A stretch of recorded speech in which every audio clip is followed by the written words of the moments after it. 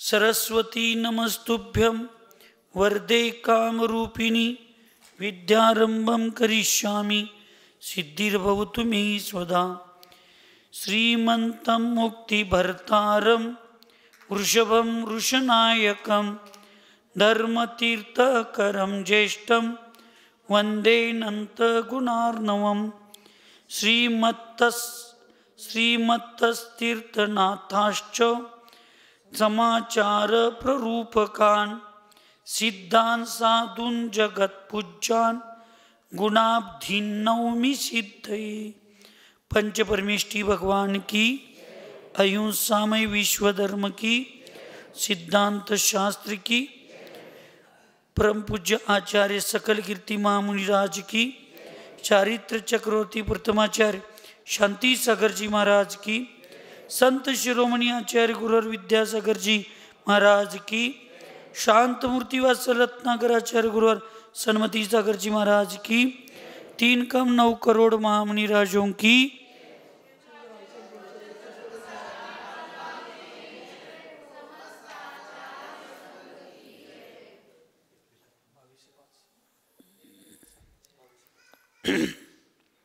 आचार्य भगवंत सकल कीर्ती महामुनिराज मूलाचार प्रदीप या महान ग्रंथामध्ये जिनेंद्र भगवंतांनी जो 2 प्रकारचा विहार सांगितलेला आहे, गृहीतार्थ आणि दुसरा गृहीतार्थांच्या आश्रय होणारा विहार, जे समर्थ मुनी महाराज समस्त तत्वांना जाणतात आणि आपल्या मार्गाचं चरणानुष्ठान म्हणजे चारित्र्याचं अनुष्ठान चांगल्या प्रकारे करू शकतात, अशा मुनी महाराजांना, गुणांनी सुशोभित मुनी महाराजांना गृहीतार्थ विहार म्हणजे ते एकटे विहार केले तरी चालतात असं म्हणतात.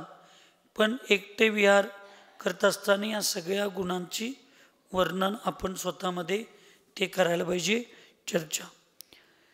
आणि जर असं सामर्थ्य नसेल तर मार्ग अनुष्ठानाला जाणणाऱ्या कोणत्याही मुनी महाराजांच्या किंवा गुरूंच्या सोबत विहार करायला पाहिजे, असं गृहीतार्थ आश्रित विहार करणाऱ्या महाराजांचं वर्णन सांगितलं.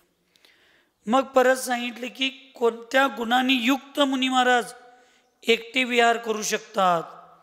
तर सांगितले की जे मुनी अत्यंत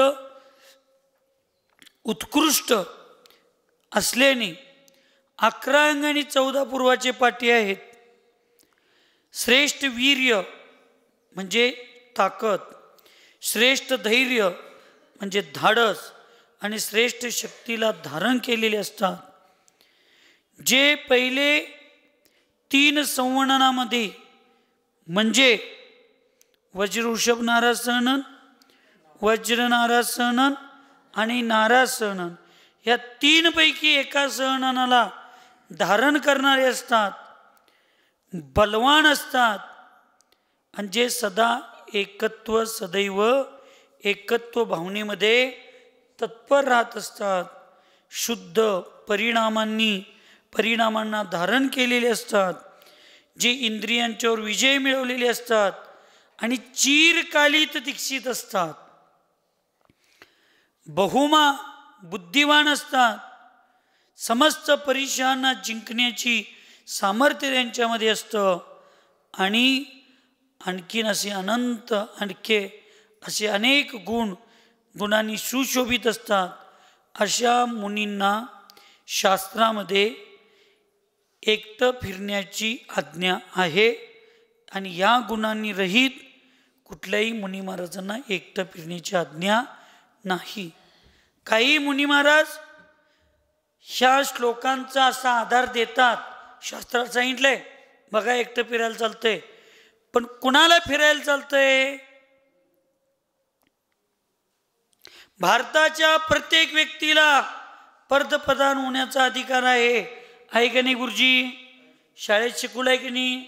नागरिक शास्त्रात आहे की नाही?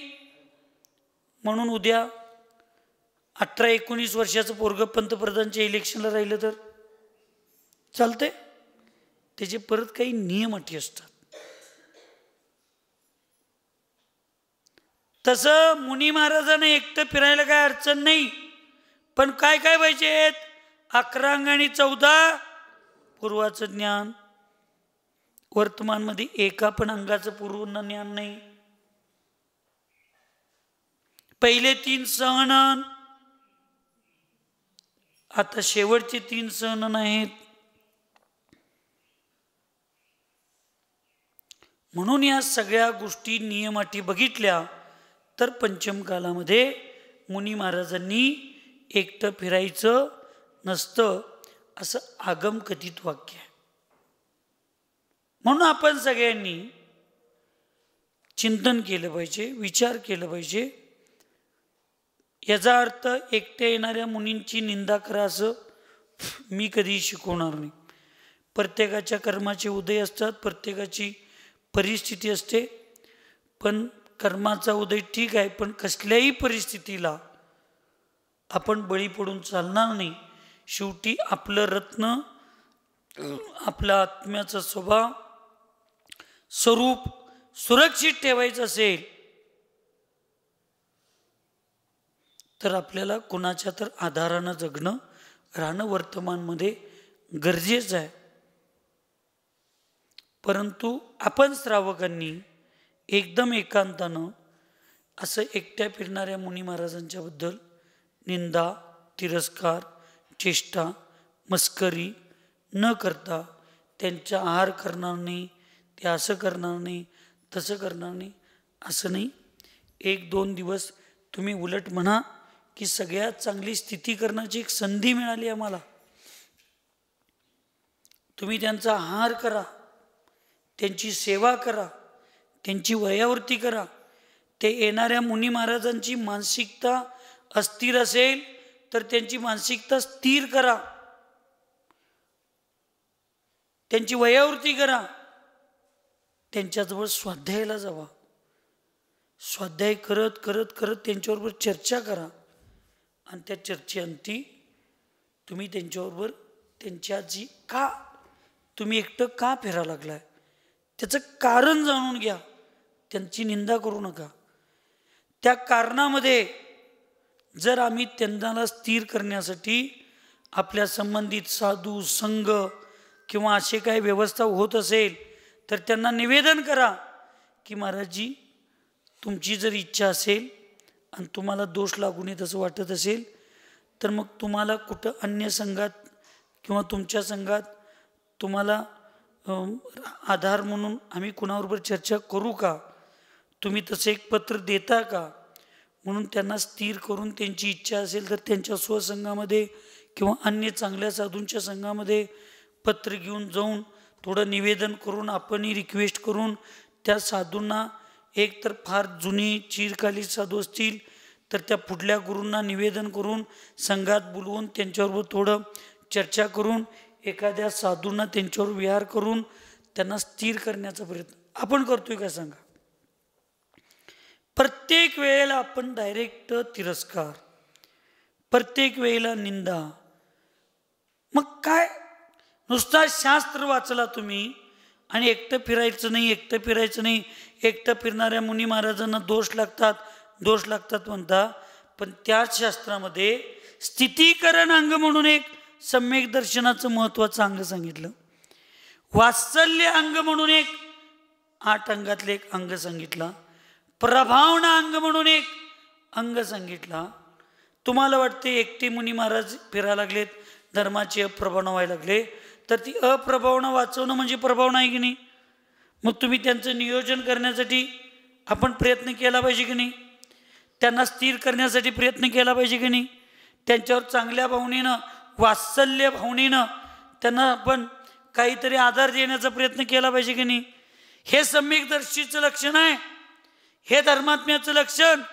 काय धर्मात्म्याचं लक्षण? त्याचा तिरस्कार करणं, त्याला उपाशी बसवणं, त्याला अपमानित करणं. काय आहे धर्मात्म्याचं लक्षण? काय? सावकाचंच म्हणत नाही मी, साधूचं सुद्धा, आमच्यासारख्या लोकांचं सुद्धा कर्तव्य की असे साधू आले तर त्यांना मनाला ठेच लागण्यापेक्षा त्यांना 1-2 दिवस घेऊन समजावून गोंजारून त्यांना वयावृत्ती सेवा करून त्यांची मानसिकता थोडं स्थिर करून एकत्रित राहिलेल्याचा फायदा काय असतो? ते स्वाध्याय, त्यांना एकमेक प्रेम, आनंद, आजारी असलं तर वयावरती औषध ही केलं. त्यांना पण वाटलं पाहिजे की बाबा एक साधू जर माझ्यावर कोणतं असते तर माझ्या औषधासाठी मला कोणाची लाचारी स्वीकारायला लागली नसती. त्या साधूचं आल्यानंतर ऐकायला काय सगळे महाराजजी असे साधू येतात ना, तेव्हा कोणतं शिंकलं, त्रास झालं, आपण आपल्या संघात आलेल्या साधूंना लगेच जाऊन, महाराजी काय त्रास व्हायले, महाराजी काय तुम्हाला पाहिजे, आम्ही काय सेवा करू. मग त्या साधूला वाटलं पाहिजे अरे अरे अरे सामुदकमध्ये राहिल्यावर किती प्रेम असतंय, किती. ते अजून आले नाही तर का असं करू नका, तसं करू नका, एकटं का फिरताय, शास्त्र वाचला नाही तुम्ही. ते म्हणते तिकडं त्रास व्हायले म्हणून इकडं आलो, सगळ्यातनं उठून फपुट्यात पडलो. प्रेम द्यायला पाहिजे, त्यांची वयावृत्ती करायला पाहिजे, त्यांच्या मनात प्रेम उत्पन्न होण्यासारखं व्यवहार केले पाहिजे. हे साधू असू देत, श्रावक असू देत, हे प्रत्येक धर्मात्म्याचं लक्षण आहे, कर्तव्य आहे, लक्षात ठेवा. तरच आपला धर्म पुढे राहणार आहे. आणि म्हणून अशा लोकांना एकत्रित एकटं फिरण्याचा अधिकार आहे, अन्य नाही, असं सांगून आज बघायचं आहे. मेरे शत्रुओं को भी अकेले विहार नहीं करना चाहिए. धर्मात्म्याच्या भावना काय आहेत, सम्यक दृष्टीच्या भावना काय आहेत, अशी वेळ माझ्या शत्रूवर सुद्धा येऊ नये. एखाद्याचं दुःख वेदना किंवा स्वतःच्या जीवनात जे दुःख आणि वेदना येतात ना, ते जो धर्मात्मा भगवंतांच्या पुढे बसून, गुरूंच्या पुढे बसून किंवा एकांतात आपल्या आत्मसाक्षीनं, हे भगवान जे माझ्यावर दुःख आलं, जे माझ्या परिवार संकट आलंय, जे माझ्या मुला मुलींच्यावर, सुनेवर, नातवावर, माझ्या मुलीवर जे संकट आलंय, जे दुःख झालंय आम्हाला, ते इथनं पुढं भगवान माझ्या शत्रूला सुद्धा देऊ नकोस, कारण याच्या वेदना किती असतात ते मी भोगलोय. हे भावना करणारा खरा पंचम कालातला धर्मात्मा आहे, खरं दयाभाव आहेत, खरं करुणाभाव आहेत, खरं वात्सल्य भाव तिथं आहेत, लक्षात ठेवा. मग तो व्यक्ती मंदिरात जाऊ दे नाही तर राहू दे, त्याच्याकडे महावीरांचा गुण नक्की आहे. इथं येऊन पण आम्ही निंदा, मस्करी, तिरस्कार, ईर्ष्या, मत्सर, द्वेष करत असेल तर मग का उपयोग आहे, कशासाठी. संसारात काय अर्थ नाही म्हणून दीक्षा घेतलो आणि संसारातले सगळे अनुभव दीक्षा घेतल्यावर संघात लावलो. कसं भांडायचं, कसं स्पर्धा करायचं, कसं ईर्ष्या करायचं. एक आणि एक संसारातला दुर्गुण सगळा सोडून ज्या वेळेला माताजी उचीला, ज्यावेळेला आम्ही साधू होईन, त्यावेळेला ते व्रत सार्थक ठरणार आहे. नाही तर घरात सासूनं माझ्यावर अधिकार गाजवली म्हणून मी आता समाजाची सासू होतो आणि आता गावावर अधिकार गाजवत बसतो. कधी साधूंच्या बद्दल प्रेम राहणार नाही, कधी आमच्या साधूंच्या बद्दल कुणाच्या मनात आस्था राहणार नाही. म्हणून शत्रूंच्या जीवनात सुद्धा एकट्याला फिरण्याचा, प्रवास करण्याचा, विहार करण्याचा प्रसंग येऊ नये अशी भावना या ठिकाणी करायची आहे. भिक्षोत्सर्गादि कालेषु गमनागमनादिकं अकाले शयनं निंद मुपवेशनात्मना विकताकरणं यस्य स्वेच्छया जल्पनं सच मा भूदि दृश एकाकी मे शत्रुरपि भूतले.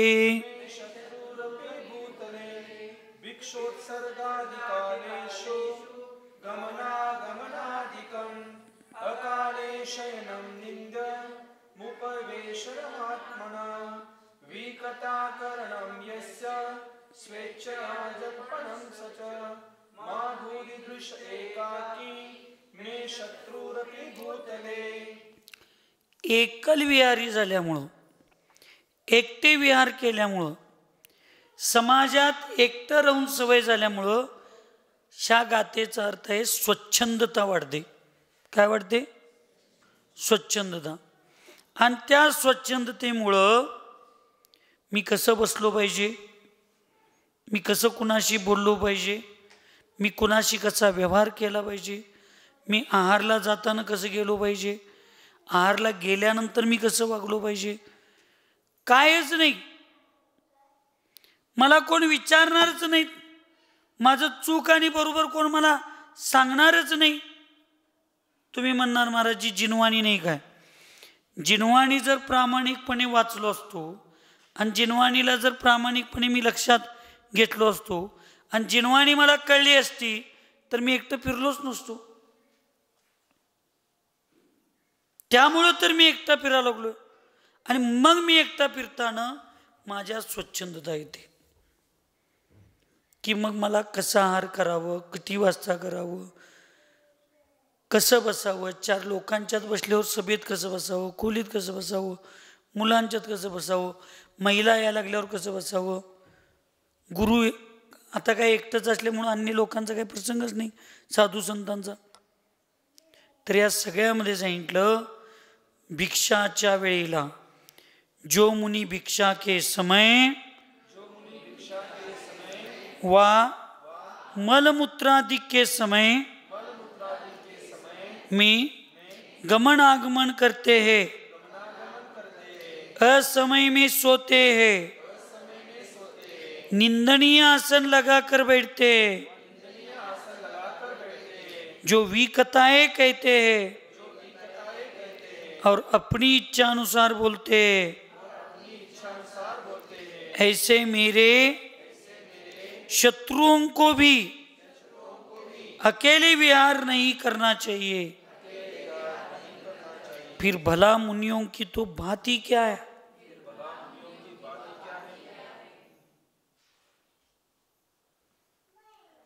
आपल्या या भागात तुमच्या नदीच्या पलीकडं, अलीकडं नाही, सांगली जिल्ह्यातला विषय, यदा कदाचित ते वीरसागर महाराजांना पण ऐकून माहीत असेल, कारण त्यांच्या दीक्षेच्या अगोदरची गोष्ट आहे. पण बऱ्यापैकी त्यांची दीक्षा झाल्यावर तो एक मुलगा आमच्याकडे सगळ्यांच्याकडे येत होता, अजून पण कधी कधी तर येतो. एक मुनी महाराज, रस्त्याकडेला मंदिर, त्या मंदिराच्या समोर मानस्तंभ, त्या मानस्तंभावरच बसायचे पाय खाली सोडून. आणि येणाऱ्या जाणाऱ्या प्रत्येकांना जी चेष्टा मस्करी, काय तर पूर्वीचे रिलेटिव्ह संबंध किंवा काय तर असं असू शकतं किंवा स्वभाव असू शकतो. महिला या लागल्या की त्या महिलांना एकेरी भाषेत बोलवायचं, काय तुझ्या नवऱ्याला घरात असलंच कंट्रोलचं तांदूळ घालतेस काय, देवाला चांगलं घेऊ, असं एकेरी असं वचन.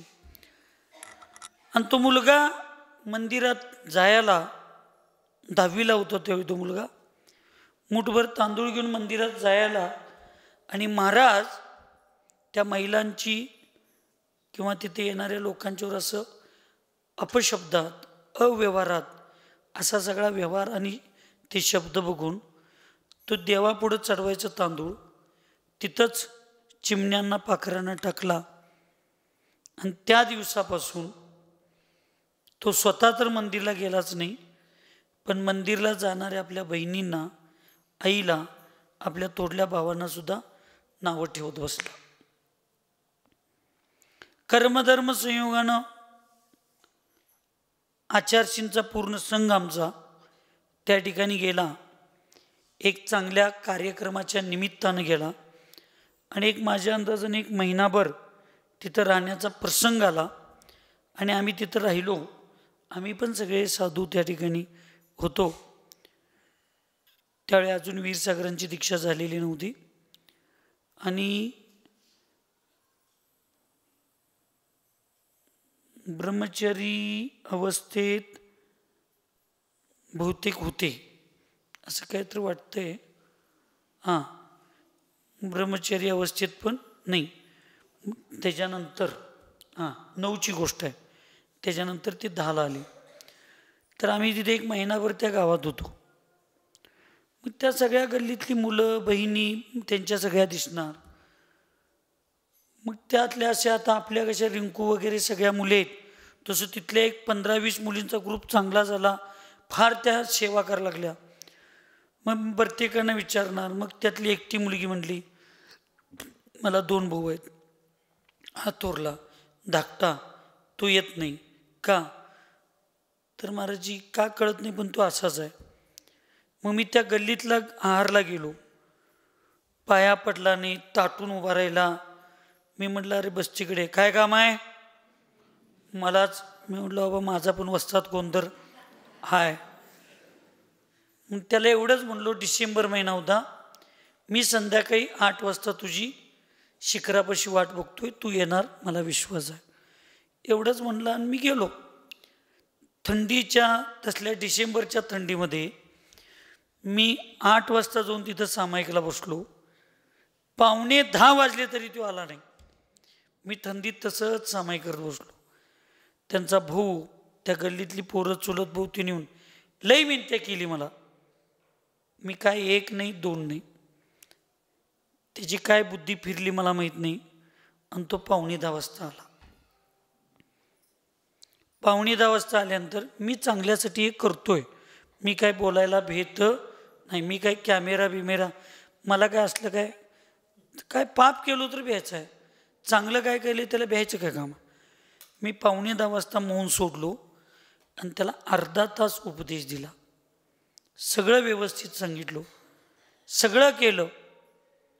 आणि मला एकाच गोष्टीचा आनंद आहे की 2009 पासून आजपर्यंत, ठीक आहे काही कारणास्तव काही समजुती गैरसमजुती असतील, तो पहिल्यासारखं माझ्याकडे येत नाही, कमी माझ्याकडे येण्याचं प्रमाण कमी झालं असेल. पण तो मुलगा 10वीला होता, तो आजही निर्व्यसनी आहे, आजही मंदिरला रोज जातो. त्याच्या गावात ते नसल्यानंतर आजही साधू संतांच्याकडं आणि आमच्या संघातल्या साधूंच्या संतांच्याकडे दर्शनाला जातो. चांगली शाळा शिकला, चांगला सुशिक्षित आहे. इथं उदाहरण आलं मी म्हणून मी सांगायला लागलो. आपल्या अशा व्यवहारामुळं एखादा जीव धर्मापासून लांब गेला तर त्याच्या एवढं मोठं पाप कुठलं नाही. म्हणून मुनी आहाराला जाताना कसं जायला पाहिजे, मलमूत्र विसर्जन करताना कुठं करायला पाहिजेत, कशा जागेत करायला पाहिजेत, आजूबाजूला इकडं तिकडं त्यांचं लक्ष असलं पाहिजे.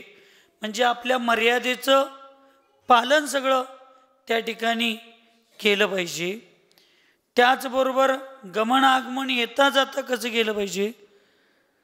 असमयामध्ये ते झोपतात का, झोपण्याचं टायमिंग जे असते आगमनाप्रमाणे त्याच वेळी झोपतात, काही काव पण झोपतात, कसं पण वागतात.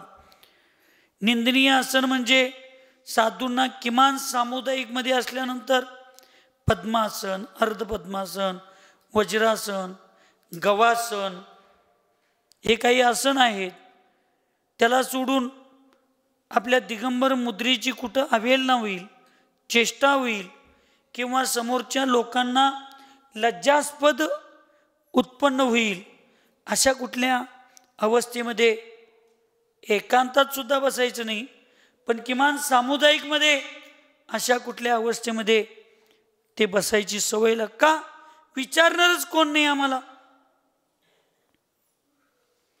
कथा सांगायची, कथा ऐकायच्या आणि आपल्या इच्छानुसार म्हणजे स्वच्छंदी बोलणं, कसंही बडबडायचं, काही बोलायचं, 1 वचन 2, काही त्याला मर्यादा नाही. तर असे जे दुर्गुण असतात ते दुर्गुण वृद्धिंगत होण्याची कारणं एकटे फिरल्यामुळे असतात. आणि चुकून असा दुर्गुण असेल तर सामुदायिकमध्ये राहिल्यानंतर मर्यादेचं पालन केलं जातं, मग तिथं भीती तर असते नाही तर अनुभव तर येतो. आणि म्हणून अशी वेळ एकटी फिरण्याची किंवा अशा दुराचार करण्याची वेळ माझ्या शत्रूवर सुद्धा येऊ नये अशी जिथं भावना केली जाते त्या ठिकाणी वास्तविक त्याला वात्सल्य गुणाचा धारी आणि स्थितीकरण गुणाचा धारी असे मुनी महाराज म्हणतात.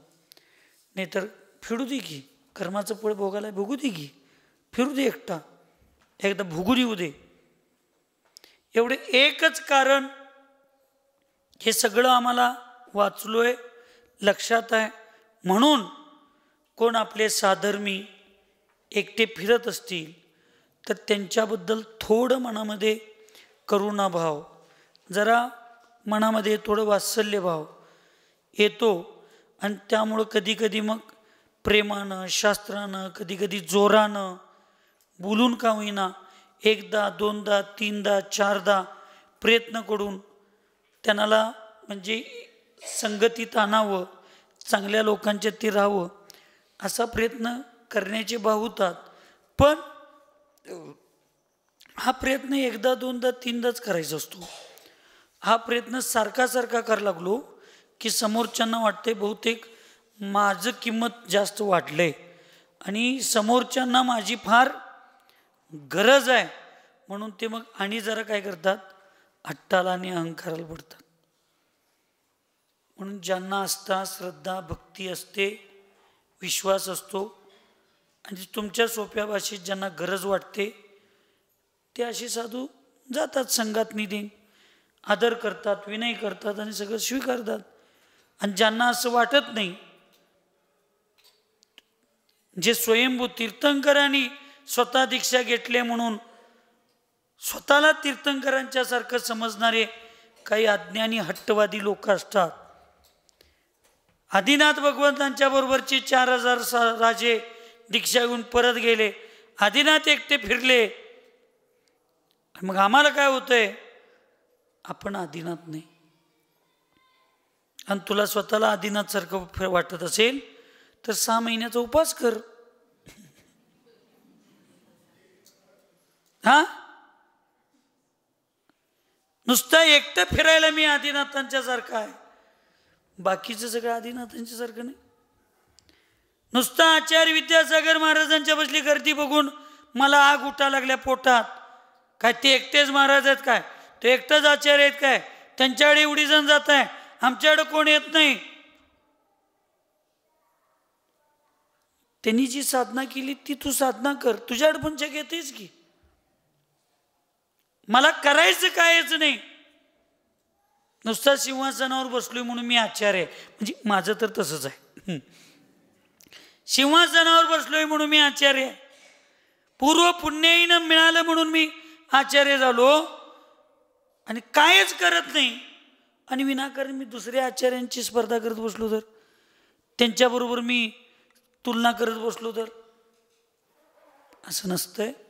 प्रत्येकाचं पुण्य आहे, प्रत्येकाचं पाप आहे, प्रत्येकाचं सामर्थ्य आहे, धैर्य, वीर्य हे प्रत्येकाचं वेगळं आहे, प्रत्येकातली समताभाव वेगळे आहेत, प्रत्येकाचं पूर्व पुण्यही वर्तमान पुण्यही सगळी वेगवेगळी असते.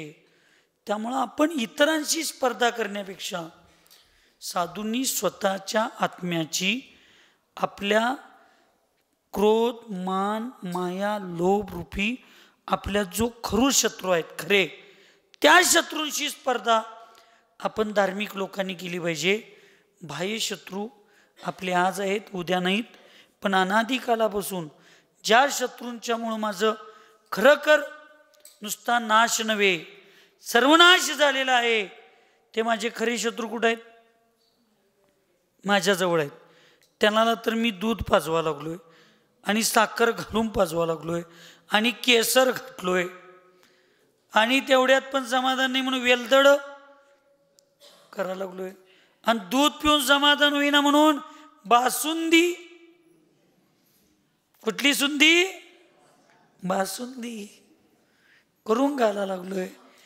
ते खाऊन समाधान होईना म्हणून आणि श्रीखंड आज चौक्यात खाऊन आलोय. खाल्लेल्यांचं जरा गायला पाहिजे. त्या आतल्या कशाने तर आम्ही एवढं खत पाणी घालायला लागलोय आणि बाहेरच्या नाश होणाऱ्या शत्रूंच्या बद्दल आम्ही तिरस्कार करत बसलो.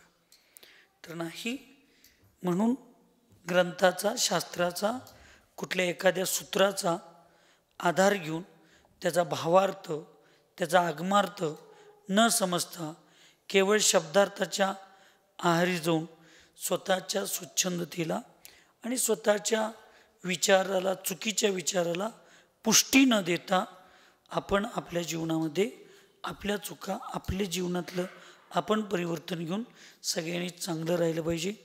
आचार्यांनी जे शास्त्रात सांगितले ते दुर्गुण माझ्यात असूच नयेत, असले तर ते दुर्गुण, तो दुराचार, तो स्वच्छंदपणा, ती बसण्याची पद्धत, ती बोलण्याची पद्धत, ती फिरण्याची पद्धत, खाण्याची पद्धत, अवेळी झोपण्याची पद्धत, या सगळ्या दुर्गुणांचा माझा त्याग होऊ दे.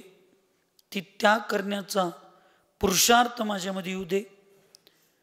आणि अशा दुर्गुणांना, आमचे तर कोणी शत्रू नाहीतच, पण चुकून शत्रूरूप कोण सुरक्षित मागं राहिले असतील तर त्या शत्रूंच्या सुद्धा जीवनात असे कुठले प्रसंग येऊ नयेत. आणि भगवंत ह्या जीवनामध्ये मला कधी एकट्याला फिरण्याची वेळ येऊ नये आणि कुठल्याच साधूंना एकटा फिरण्याची वेळ येऊ नये, एवढीच भगवंतांच्या चरणी प्रार्थना करतो. नमतो सुखी रहे सब जीव जगत में, कोई कभी न घबरावे, वैर पाप अभिमान छोड़ जग, नित्य नये मंगल गावे. ओम नमः. सबको क्षमा, सबसे क्षमा.